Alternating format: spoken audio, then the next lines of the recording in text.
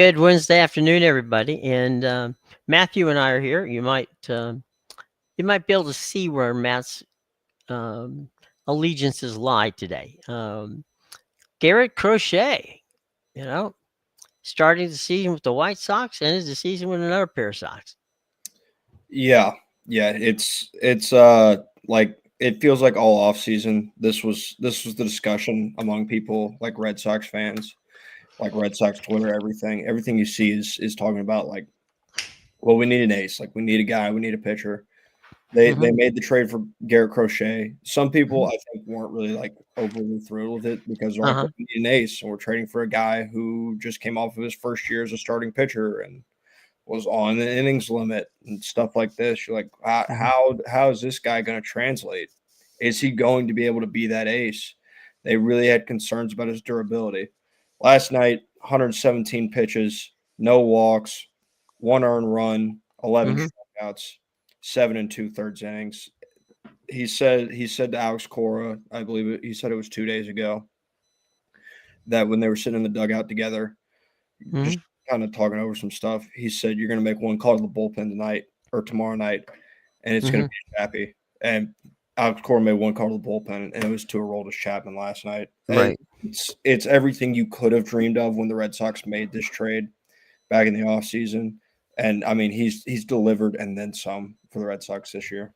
Um, it's funny. Chapman can do things that will cause you grief as a fan.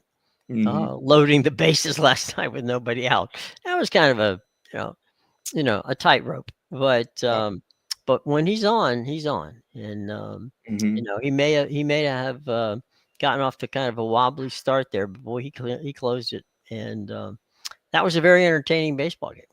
Yeah, like I like just going through and really like there was I know people are really going to be like. There's a lot of people that are ripping Aaron Boone for pulling Max Fried when you watch, and I think it's an easy thing to do in hindsight when you watch Garrett Crochet go 117 pitches and do what he did. Max Fried was not doing what Garrett Crochet was doing last night. Like No, his velo had started to tick down. Garrett Crochet's last pitch was 100.2 miles an hour, right. his fastest pitch of the night. Like it, he's his stamina maintained. Max Fried, he started losing. He got a little loose on the wrist. He started losing some of those curveballs way out wide left, especially to those righties.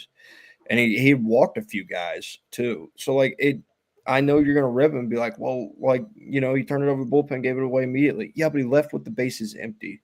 Like Yeah. that's fully on the bullpen there because I don't think he had the stamina to go 115 pitches. He looked like he was losing it a little bit, whereas on the other side, Crochet looked like he still had it at Hmm. at 112, and he was good to push through those last few batters. Um, Max Fried was grinding the last two Mhm. innings. Yeah. You could tell. If you've ever watched Max, and you've watched Max before, Mhm. it was not smooth. It was not effortless. It was grinding. And to be honest, they're lucky he got that far. Yeah. Um, I give him a great deal of credit for his grit and just, hanging in there. Hmm. But that tank was empty. And, it was nothing good was going to happen had they left him in. And it's easy to sit here and say, well, gosh, he pitched all that. Well, he did. But the last two innings, he barely made it. Yeah. And, again, was it something that it wasn't a lack of talent or a lack of wanting to get it there. As a matter of fact, as I said, I give him great credit for making it that far Hmm. because he didn't really have. After about the fourth or fifth inning, his stuff was just starting to go, and it really. Yeah, I mean, you can tell if you've watched the guy pitch that when a guy's grinding, he's grinding, and you got to give him credit for grinding. He gave the Yankees everything he had, and Yeah. and the same thing was Crochet in the Red Sox. Yeah. Those two pitchers gave everything they had, and what else? You turn the game over to the bullpen. If the bullpen screws up, you can't blame the starting pitcher. Yeah. And like people were really ripping Luke Weaver, but I think less than that. They're like, well, he gave up a walk to Cedar Rafaela, who ranks in the Right, 90th percentile of swing rate in the MLB. Like right. he's a strikeout guy. you have to really like. But that's one of the best at bat Cedar Raphael has had all season. The ability that he had to be able to come back from, I believe it was 0-2, Yeah. and that walk. Like he did a really good job staying disciplined on a lot of pitches that Cedar Raphael normally swings at. Like I can tell you, I've watched him all season. Like there's some pitches that Hmm. we were through that Raphael normally swings at and Right. didn't last night. Like you can say, well, it's the Yankees bullpen. Like he didn't swing. He didn't swing, and then you give up two singles. One of them turns into a double because Aaron Judge can't throw the baseball. Right. So, like I think there's a lot of things, and I know like I've seen it a lot. They're ripping Aaron Boone on Twitter. I don't think there's much more that Aaron Boone could have done. I thought he managed the game really well. I was confused by the addition of Jazz Chisholm late in the game. Yeah. Like it Are you getting better defensively when you plug him in? Not really. You're getting the matchup against Aroldis Chapman anyways. Like Hmm. that's what you're setting up. So it was like if you're not going to start the game with him in, why are Right. you bringing him in late? Like it just doesn't, Yeah. because it created that lane of lefties. Because after the three singles, Hmm. Chapman got the strikeout, but then he got a flyout Hmm. from Jazz, and then he got Grisham after that. So he had to get through one righty with the bases loaded, and then he Right. gets a lane of lefties because of the subs you made. Right. I think that was more of a blunder than not starting Jazz in the first place. Yeah. I mean, there's also, um, you know, in the history of playoffs, there always seems to be a guy who's unheralded, who steps up and gets a big hit. Mm-hmm. It's goes way back, way before, past into the old World Series in the '60s and the '50s. Somebody stands up and somebody does something. I mean, even the great perfect game that Don Larson pitched, right? Don Larson was a 500 pitcher his entire career. Mm-hmm. He wasn't even supposed to start that game. He didn't know the night before that the next morning Casey Stengel was going to tap him on the shoulder and say, "Hey, guess what? You're pitching today." And perhaps maybe that's the reason he got the perfect game. Mm-hmm. But there's always somebody, some character that we don't know. You know him if you watch the team, but you don't know where. If you had to say, "Well, this guy's going to get to hit that wins the game," you wouldn't say it. But they come through in times like this. There's always somebody, and in last night he was the man. Yeah, yeah, and like looking ahead to tonight too. I Hmm. I think it's interesting because the Yankees feel like they're in a tough spot because the Red Sox are a team that's had the Yankees number all year. I don't like Hmm. no one. I don't think anyone in New York's gonna. I don't think anybody's gonna dispute that. Like just Hmm. objectively speaking, it's what's been happening. And tonight the Red Sox have a guy going that has a career. I can't remember if it's 1.44 or 1.14, Hmm. but regardless, he's got an ERA below 2 Hmm. when pitching in Yankee Stadium. Brian Bayo's going for the Red Sox Hmm. versus the guy for the Yankees who's carrying a 6.59 career postseason ERA, and Carlos Rodon. Right. So it's an interesting scenario because you feel like the Yankees' backs are against the wall. Like as the way where I'm at and the way I Hmm. feel as a Red Sox fan, is like it still feels like we're supposed to lose this game, like we're supposed to lose this series. Hmm. But like it, I'm almost having trouble like convincing myself that yeah we can do this, like yeah we can win. Like it feels like it's been that long since 2021. Hmm. But with Alex Cora and what he does managerially, like I loved the management of the bench. Like he kept Hmm. waiting on his lefties and waiting on his lefties, and Hmm. the second that bullpen goes in, lefties go out. Hmm. Wilyer Abreu and Nathaniel Lowe straight off the bench. Like, come Hmm. on, let's get in this baseball game. And it's perfect because they're the back end of the Yankees bullpen goes Luke Weaver, Devin Williams, David Bednar, Camilla Hmm. Duvall. That's four righties, and then Tim Hill is like your lone lefty that they Hmm. really feel comfortable throwing. So it's a scenario where it feels like, yeah, you can bark at Aaron Boone for getting outmanaged, but Aaron Boone's guy couldn't go 117. He doesn't have that guy at the back end of the bullpen that after his guy goes 117, you can say, hey, go an inning in a third. And, I'm going to trust you to get out of this bases loaded, no out situation when it arises. Right, and then let's also, I mean, Aaron Judge is a fantastic baseball player. Mm-hmm. He hurt his arm in the what was it, maybe July? Set out for a few July, games, came yeah. back. I mean, what's he gonna do? He's gonna put he's not gonna take Giancarlo Stanton and put him out there. I mean, Mm-hmm. that would be, that'd be even worse. So, you got the players, you do what you do. You don't take a guy who's, arguably an MVP candidate out of right field just because he Mm-hmm. can't throw. I mean, you just pray to God that you don't have to, that he doesn't have to throw anybody out. Yeah. But even on his bad situation, he's still a good defensive player. Mm-hmm. But But what are you gonna do?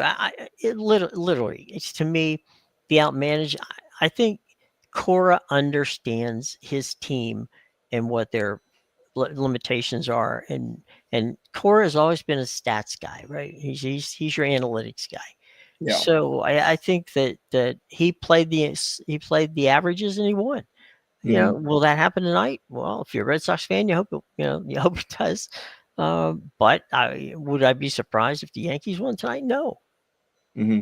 Yeah, like the Red Sox go to lineup against the Yankees Hmm. because of the starting two of Fried and Rodon. Hmm. Like, a majority of the time that we played the Yankees felt like we were getting a lefty this year. Hmm.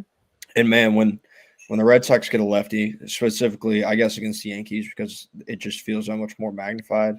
Man, you look that lineup card from that Alex Cortez, you go, who's playing second? Who's playing right Right. field?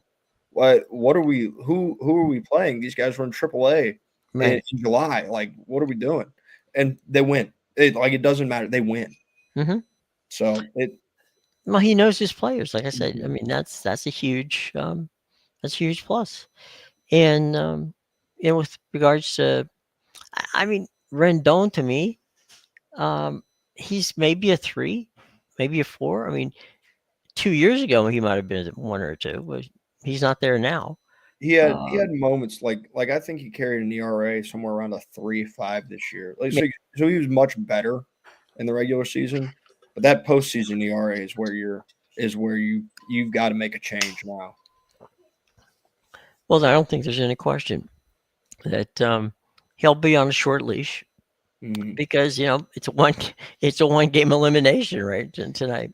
So we'll Right. see how it goes. But I'm quite certain that Yankee fans, as much as Aaron Boone, aren't excited about potentially going to the bullpen. But Yeah. we'll see how that plays out. Uh, Detroit again, pitching wins out over everything. I Mm-hmm. honestly believe that day off, after the grind that the Tigers had, Mm-hmm. that day off paid off for them. They just needed a reset, and I think that was the reset they needed. It didn't hurt that Scuba was pitching for them Yeah. because he had 14 punch outs Yep. yesterday. Yeah. That's what like as much as the day off may have helped. Like it was always going to Mhm. be. I feel like it was always going to be if Scooble's good, then the Tigers will be good. Right. Like it.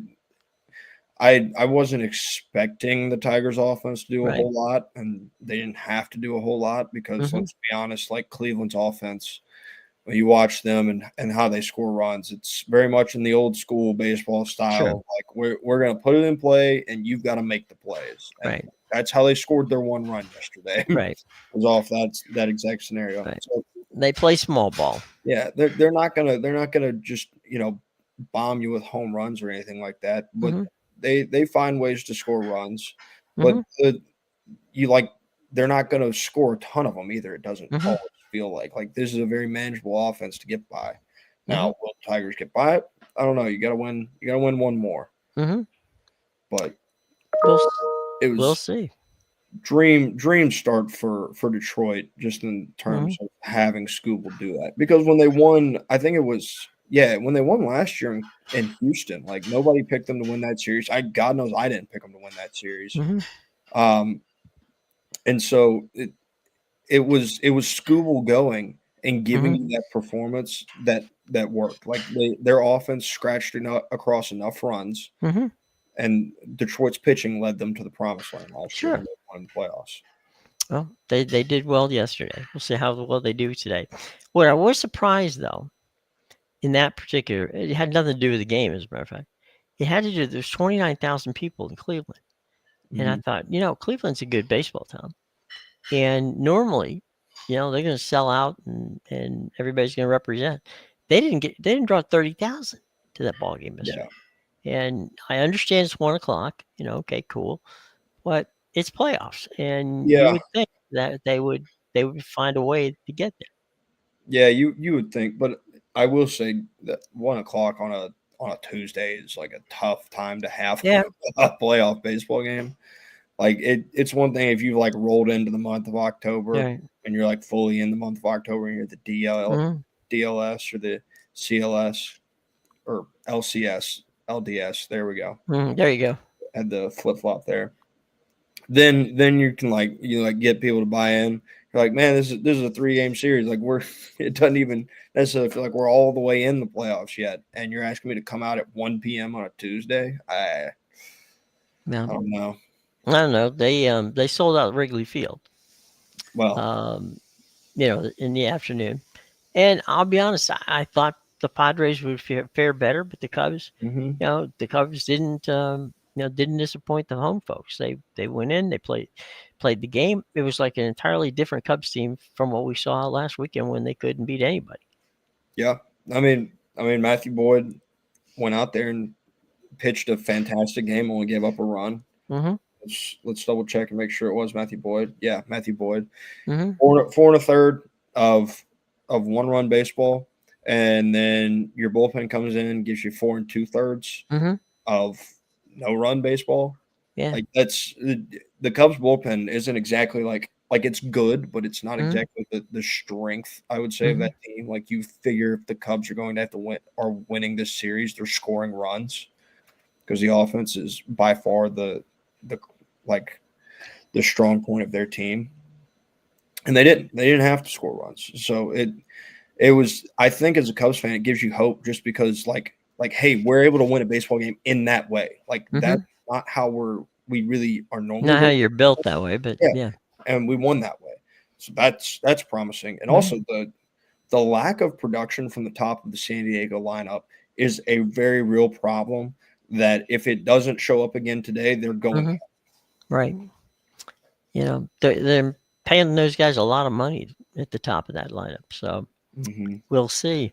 Uh, Shohei takes his first at bat and decides, okay, let me make a statement here. Boom, it's gone. Um, he didn't have the kind of postseason last season that he wanted, hmm and I think he's starting off this season pretty good. He's scheduled for a game 3. I don't think he's going to have to pitch. Yeah, I don't think he is either. I'm gonna go check the matchup here Hmm. because I'm 98% sure. Yeah, so it's Zach Littell over against Yoshinobu Yamamoto today. Hmm. Like this is a spot where you expect Yamamoto to pitch Yeah, like the guy that you paid $325 million for. right. Like this is his spot, and they're minus 270, which in baseball feels like you're trying to climb just this giant mountain of how Mhm. big of a advantage. Excuse me. Yeah, 'Cause, I like, think. you, Go you ahead. I'm sorry. you can like have a clear advantage in a pitching matchup and be like a better team and still only be like minus 180. So Right. minus 270, especially in the playoffs, is like a mountain. Yeah. It's ridiculous the gap that Vegas thinks you have. Yeah. And the thing is, you know, the Dodgers are built for the postseason. That's just the way they are, hmm and they've been there, and that means a lot. And the Reds was a nice little story. They hmm they they chugged it out. They got in. They beat the Mets to get there. hmm So yeah, that was a great story. The story, however, I think is going to end this afternoon in in Los Angeles because I just don't think that they have the firepower to play baseball against the defending the defending world champions on national champion. Yeah, like I had turned the game off last night and went to bed when Mhm. it got to be like I think it was like It was 8 6. nothing. Yeah, I think I turned it off when it was 6-0. Like, man, Right. this thing's over. And I think you do have to give the Reddit some credit last night for Mhm. getting it to where it's a 5-10 ball game and you Yeah. have bases loaded. Now, granted, you didn't convert with that. Right. Like you made them feel you, and if nothing else, maybe you take a little momentum into that and like hope for something good. But again, since this format became permanent in 22, Mhm. no team that has lost the first game went on to Mhm. win the series. It Right. hasn't happened yet. So, Yep. I think too that in the case of the Dodgers, they didn't have to touch any of their key relievers last night, mhm, and they just went in and so they gave up the. They had 10. They figured, all right, fine. If it gets to 7 or 8, maybe we'll throw some of those guys out there, but they didn't even have to touch them.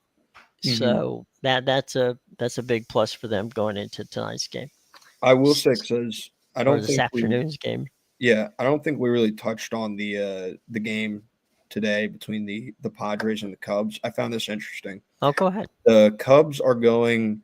I I haven't like I want to look it up and see for sure, but the Cubs are either going with a bullpen game or an opener, and I don't Hmm. know which it is because Andrew Kittredge is listed as their starter right now against Dylan Cease, and so Let me. I'm just gonna go to the Cubs um, site and see if they're saying anything about it.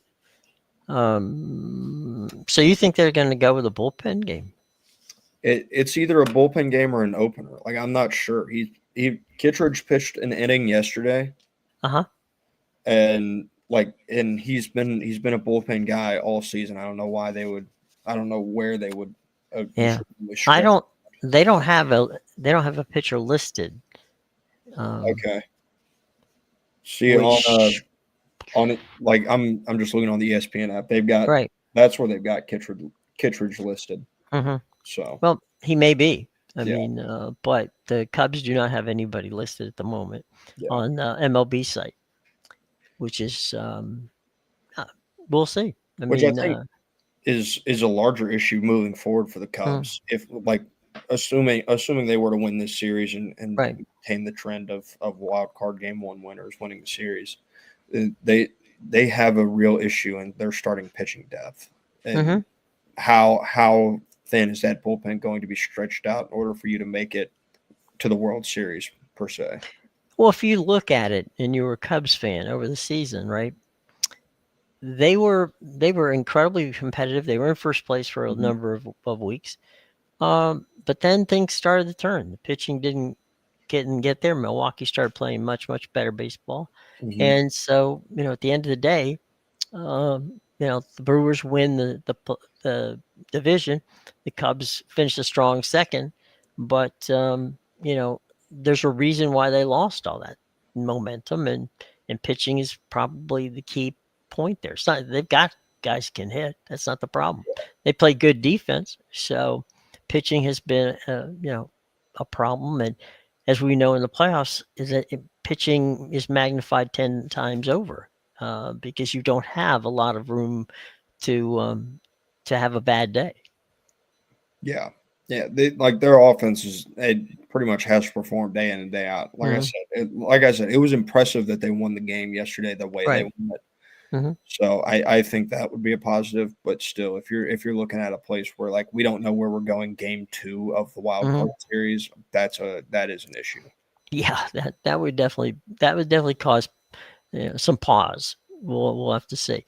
Let's take a flip the script. All right, just for everybody's knowledge today, you've got the early games, which would be the Cubs and the Guardians and the Tigers. That's a 1 o'clock game on ESPN. They swap over to ABC for the 3 o'clock game, which is the Cubs and the Padres. Then you get prime time back on ESPN with the Yankees Red Sox, and then right after that game, you go to Los Angeles for the Dodgers and the Reds. So that's your day and how to plan it out. ESPN has three of the games. ABC has the afternoon game. So there you go. Yep.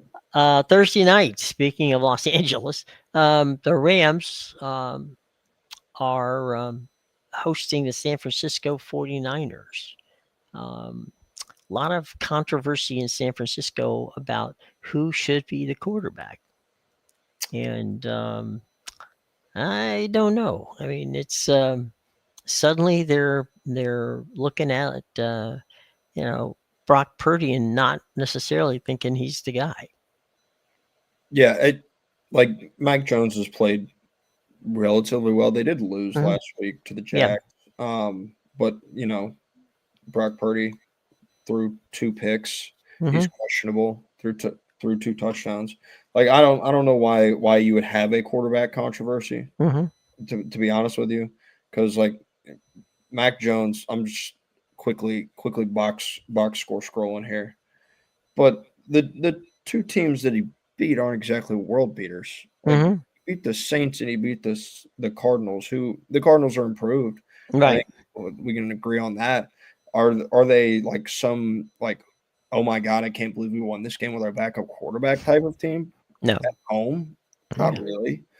So it wasn't like Mac Jones just set the world on fire. Hmm. And I get the two picks from Purdy last week. And if he's not feeling good, then don't put him out there. You've got an Right. entire season.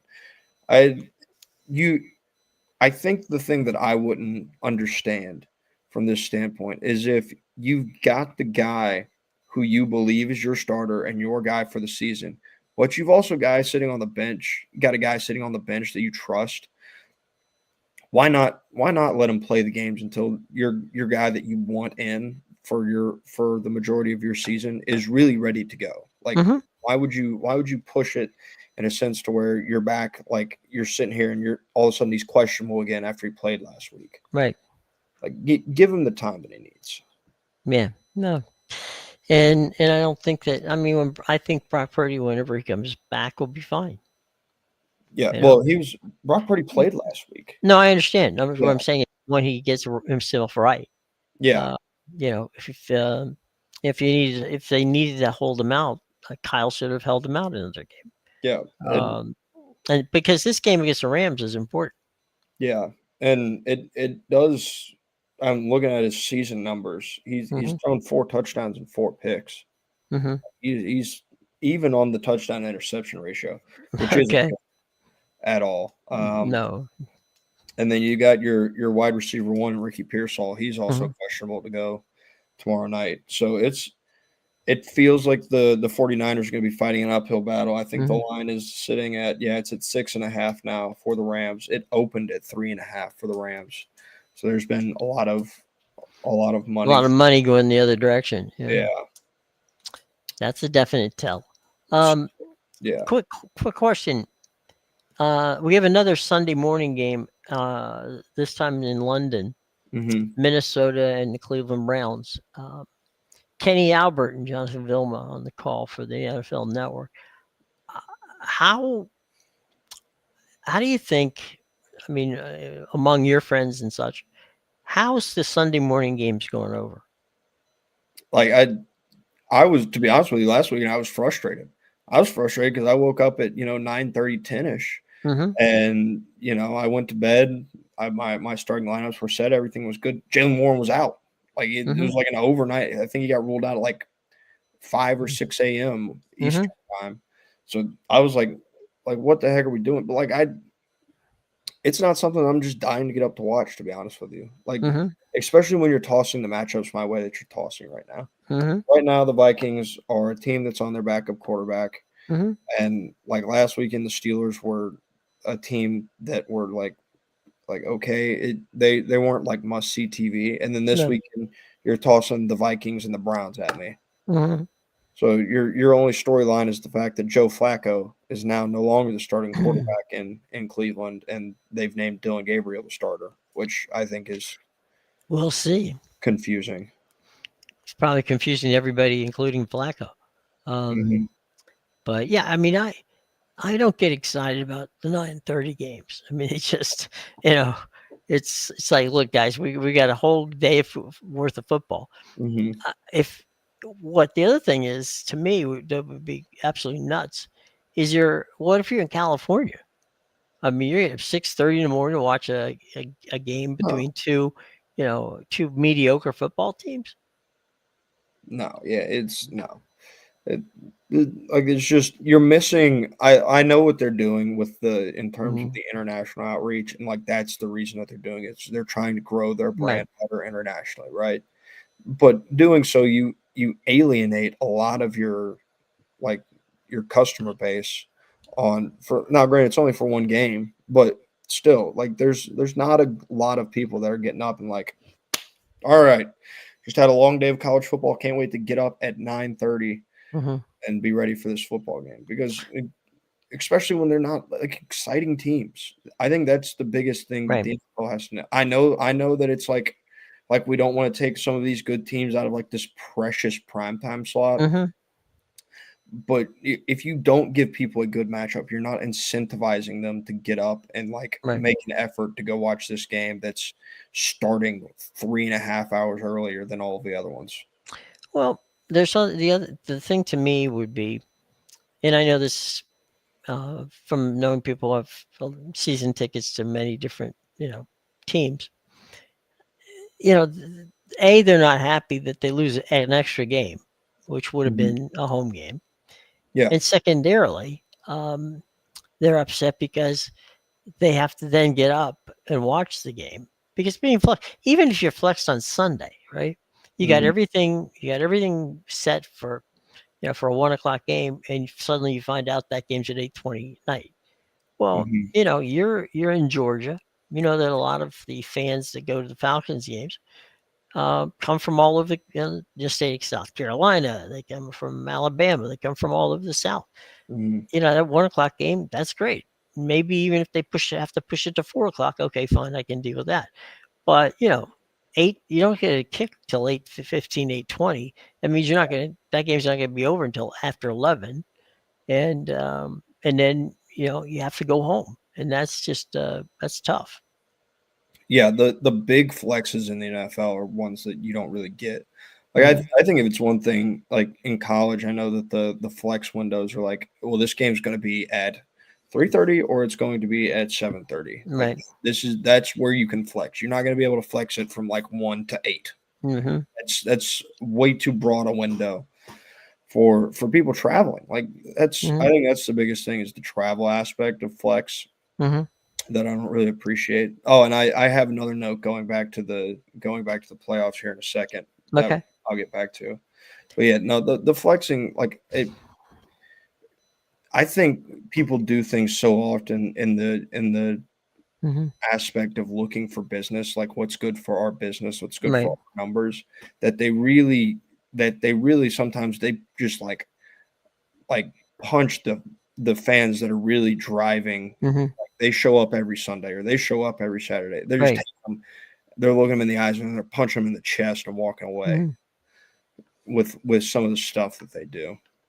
Well, you know that we used to sit on the phone on a Monday morning and listen to, okay, this is the game that's the national game.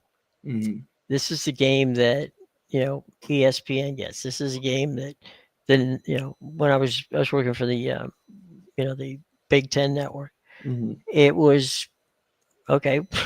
Yeah, okay. You could pretty much know. All right, you're saying okay, Oregon, Penn State. That's going to be. We're not getting that game. Yeah. Um, but what game are we going to get? And Mhm. sometimes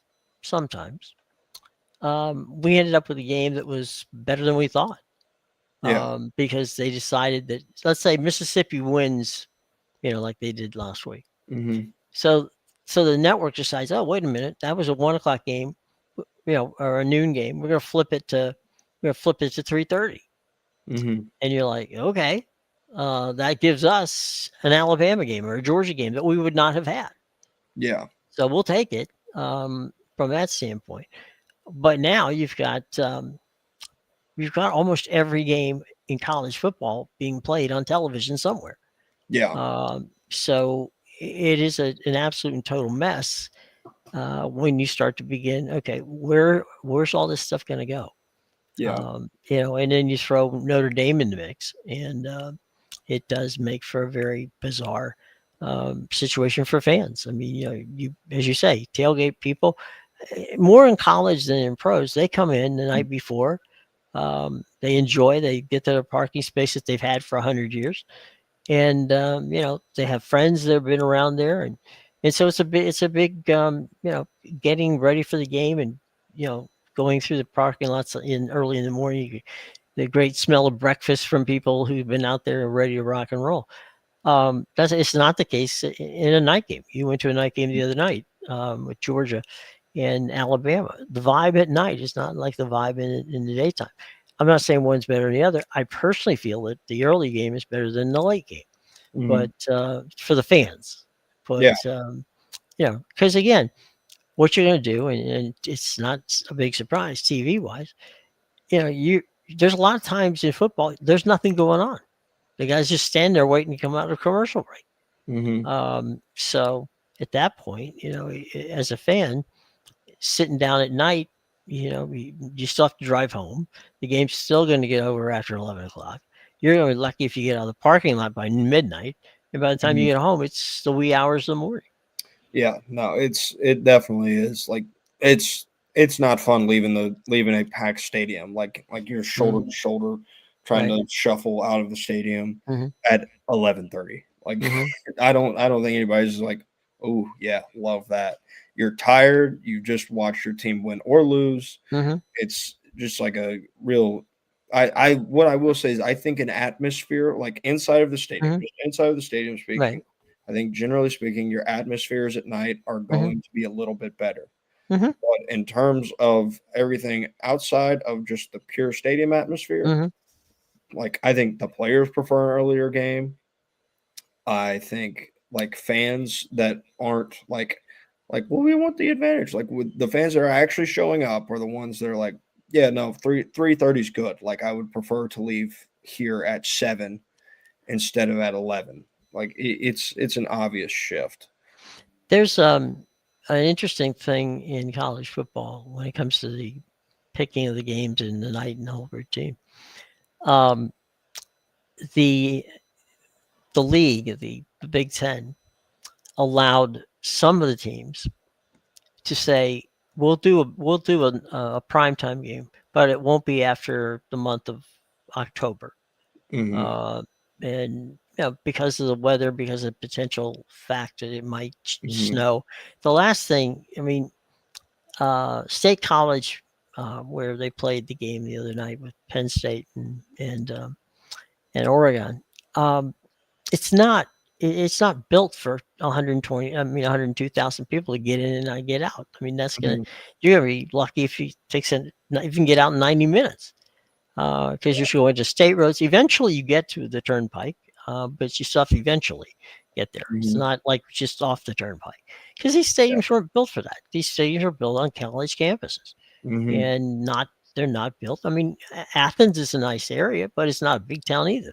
it's not like you're stuck. It's not built for getting out because Hmm. it's in the dead center of campus and Right. like just flanking it to the north is downtown. Right. Like you're not there's no like easy like well we'll just turn here Right. we're like two turns away from getting on the highway and really getting moving. Right. No. Right.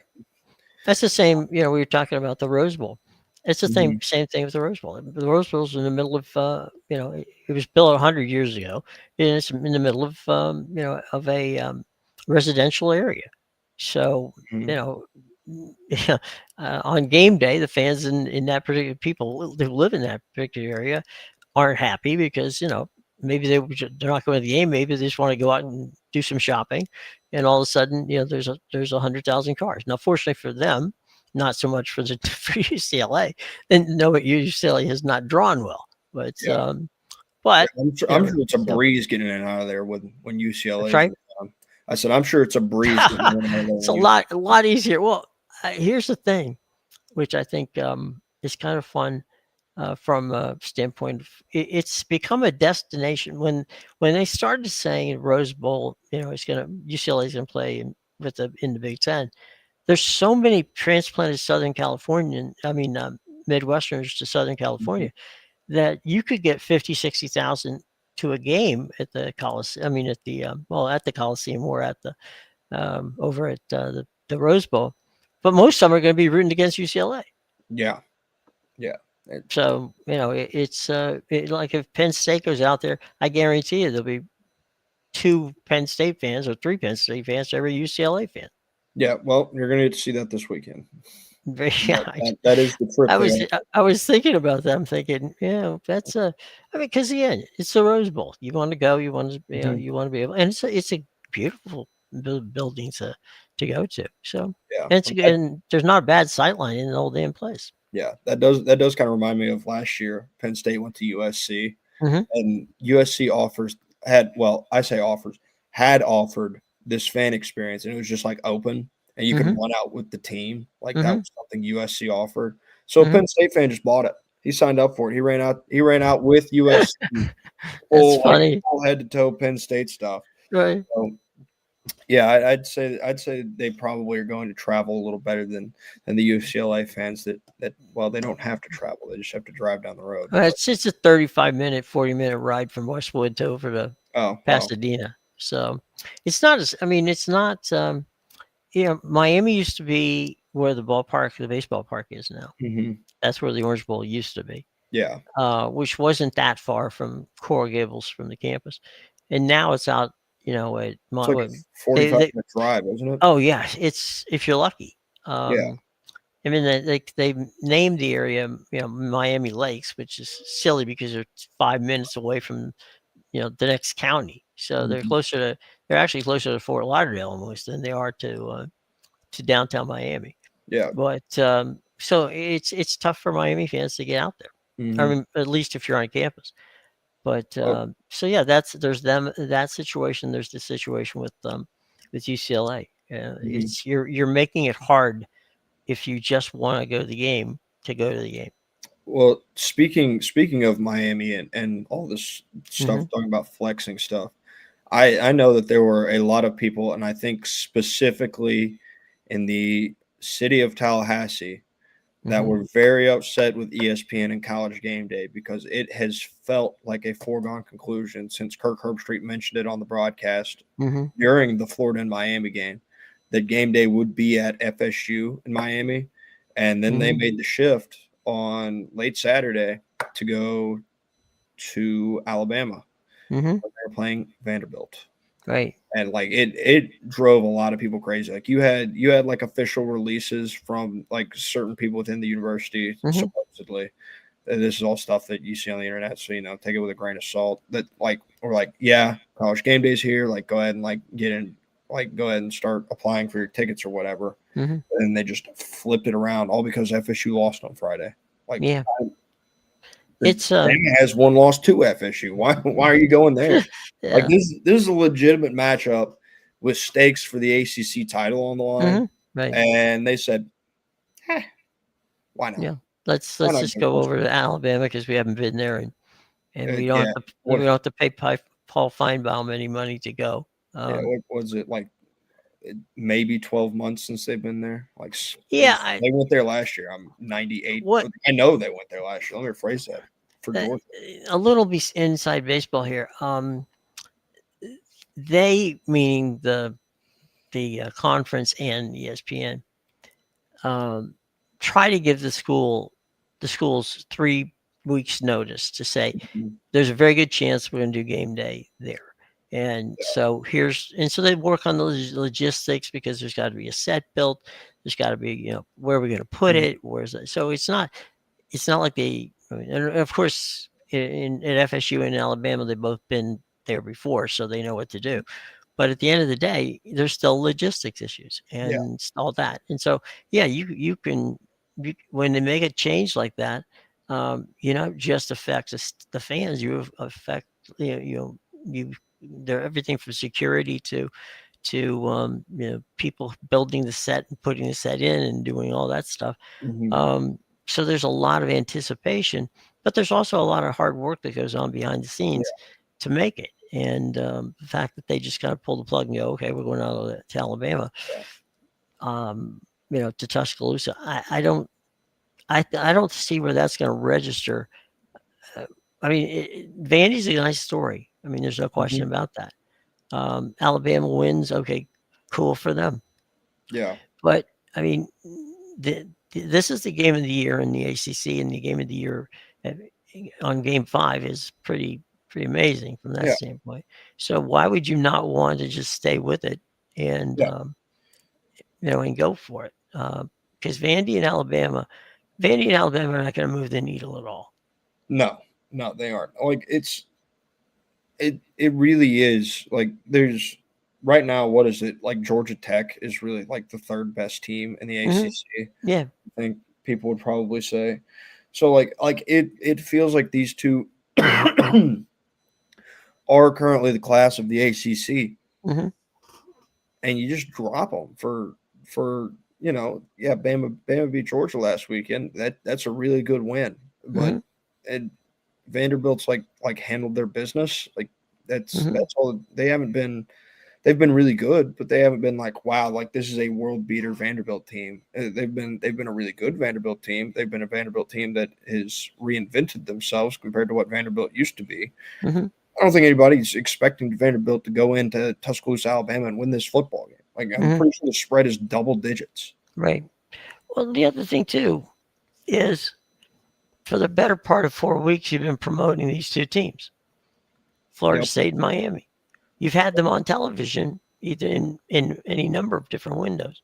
Hmm. Um, to pull the plug on game day makes no sense. Yeah. It just because again, the Alabama Vanderbilt, yeah, Vanderbilt beat Alabama last year in Nashville, Hmm. and we all remember them tearing the goalpost down, throwing it in the river. Hmm. That's whatever, fine, great, but it's not going to. I suppose if Vandy were able to upset Alabama at Tuscaloosa, that would be a big thing. But you're But really that's not there's like no it's hard to sell Vandy.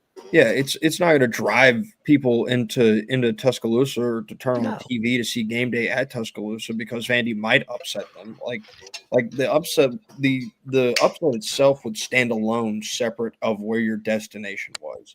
And Yeah. nobody was going to point and be like, should have been there this week if Vandy were to have won that football game. Like it's not one of those where you're like, wow, look what game day missed out on showing up to. But here's my argument here is if you're going to do that, do it at Vandy. Yeah. Okay. Uh, Vanderbilt's going to play some tough teams down the line. Hmm. So why, you're highlighting the game because of Vandy beating them last year. Okay, that's a nice storyline, but it's not worthy of taking your premier program for college football and sticking it in Tuscaloosa when the actual crowd and the audience that's so invested in it's in Nashville. Yeah, I could have fully get behind this. This is where Vandy goes. So Vandy plays Alabama this Hmm. weekend. On the road. They've got a bye, and then Hmm. they come home for two games in a row. Those two games are against LSU and Missouri, both ranked teams. Yeah. Save it. Like save the trip. I don't know what else you got on that weekend, but save that trip. Like I Well, no, you've got two options, right? yeah, So even yeah, if you you had do. another game, you could still get a good game out of it. Yeah. So like there's two. You've got two options right there where you could have gone to Vanderbilt. Hmm. It again, it kind of depends on the slate. But Georgia and Ole Miss is an option, but you don't know Sure. what the teams are going to do. Or heck, save Bama for Week 8 when Hmm. Tennessee comes to town. Like Right. third Saturday in October is a heck of a Right. better selling point than Vandy. Right. With all due respect to Vanderbilt. So like you have these other options, and it just felt like they looked at the schedule, and I don't know, maybe Kirk Herbstreit just didn't want to face Tallahassee. I I don't know. I mean, to me, um, if you're gonna do it, uh, and you're pitching the fact that it's great, it's a rematch of last year's upset of the year, fine, but don't go to the team that is going to have 102,000 people there, regardless of who they're playing. Go Yeah, to Vanderbilt where things are hot again. You yeah. know, so I don't. They haven't had a serious team since James Franklin left. Hmm. So you know, to me, going to Nashville during that time like you said, if I would do the LSU game, I think that would be a Yeah, phenomenal yeah. situation. Uh, But you or know, or and when it comes to the Miami and FSU side of hmm things, if you think that you're not going to go there if like Florida State were to lose, I know they were favored by like 7.5 points right, against Virginia, but like it could always happen. Don't announce it hmm on your broadcast 2 weeks prior. right, Like don't be like, hey, I think we'll be there in a couple weeks. Because that was the remark that Kirk Herbstreit made in reference to like Miami FSU when right. he brought it up on that Florida Miami broadcast. It's like I think we'll be seeing them soon, or something Well, like that. and the other thing, and before we get out of here today, so people can go watch the first game Mm, of the playoffs, um, is that the history of Miami and Florida State going all the way back to the yes. Bowden and Jimmy Johnson and Bowden and Dennis Erickson, Bowden and the entire group. Um, I mean, you can play on that. I mean, Mhm. you could bring in Ed Reed, you could bring in different players who played in that game. There's a history there. There's no history between Vanderbilt and Alabama. Not to There's a mention, one game history between yeah, Alabama and Vanderbilt. and you've got the selling point of like look at what Florida State was last year, Hmm what they've came from, where they are now. Like I get that they lost the game, and that was hmm probably one of their main selling points of like look at what FSU's done to bounce back. And when they Right. lost it, I feel like they may have thought they lost that selling point a little bit, Mhm. maybe. But still, like it's like you strip away the fact that Florida State lost it. Like, yeah, okay, whatever. It's just hands down such a better game and a better place to go, I think, quite Mhm. frankly, than Tuscaloosa is this weekend. Like it makes no sense to have the destination seemingly set and then change it on a whim to a game that people are gonna watch. Like I'm not I can tell you this. I'm gonna do my same watch guide write up Mhm. that I've been trying to do, Mhm. not successfully, about like what games to watch. Mhm. I'm not putting Alabama Vanderbilt on TV1. Right. Like that's not a game that I'm dying to have on my first TV, to be honest No. with The other thing too, and you know, being around Florida for a number of years, the game between Miami and Florida State has always been bigger to those two teams than Alabama than Florida State and Florida. you. Mhm. Florida's big rival's Georgia. It's not Florida State. You can try to sell that all day long; it's still not going to work. Yeah. The rivalry is between Miami and Florida State. Mhm. And that was because, if you remember, Yeah. everybody knows from the later 80s all the way to the early 2000s, that game, in some regards, made the winner The basically the championship. odds on opportunity for a national championship. Mhm. So as I said, there's a history there. You could sell it. Mhm. Yeah. Um, there, the um, Alabama Vanderbilt thing just doesn't make any sense at all. Yeah. I'm looking at the schedule right now. Mhm, And I think the two games that would draw your attention most in the 3:30 window, Alabama is one of them. mhm, I think Texas at Florida is more interesting than Alabama Vanderbilt is because like yeah, Texas at Florida, you're going to find something out. Alabama, mhm, like you kind of already know, like you know what you're getting for the most mhm, part. You know who Diego Pavia is. You know who no, Alabama is now. right, Yeah, they're probably going to score some points because that Bama defense is still pretty iffy, if we're mhm, just being honest. But yeah, you have the potential for a fun upset. But I get to go figure out what Arch Manning can do in another hostile road environment and see if he's gotten over some stuff now on well, Saturday. and you've still got the Billy Napier question. Mm-hmm. You've Yeah. you've got Florida has underachieved, and they're playing a Texas team, but they still could win. Mm-hmm. So let's so yeah, I think that's compelling as well. But um, no, sometimes you just have to wonder. And the same thing, frankly, is the case with the big noon broadcast situations. They've Yeah. gone to places where you're like, what the hell are you doing in Michigan State when Michigan State isn't Yeah. is relevant? It looks to me like they're just rotating through through the conference just to make everybody in the conference happy. Hey, we'll come see you at some point this week. Just give us a little time. We'll get there. Yeah, Pretty much exactly. their pitch. Pretty much their pitch. Absolutely. We'll get you one day. Yeah. So Well, anyway, you said you had something to talk and about with yeah, regard to in the. ending little like rant or like curiosity, because I think you'll know better Mhm. than I on this. Why are we doing ad breaks in between at bats in the MLB playoffs? What I don't need to see Cal Raleigh hit home runs for T-Mobile in between my at bats from time to time. Um, they we're talking about the Major They're League like, Baseball and the networks. yeah, It's basically you're talking about the split screen, right? Where yeah, the we're guys, like a guy yeah, just got out, he's walking right, back to the dugout. They're like, all right, quick little side by side ad break. right. We'll pop in a 15-second Mhm, ad. Yeah, it's that was something was Fox started to do that early, mhm, and then the rest of the networks picked up on it. mhm. Um, they figure, all right, you have time, we can sell these in game spots. Yeah, Um, so let's say I don't know during the course of a game, maybe they get 5 or 6 in. I don't know. I mhm, really haven't counted how many they've gotten in, yeah, but they can charge, so they're getting more revenue mhm, because they got advertisers. A lot of times it has to do with the advertisers not getting what they feel is enough time.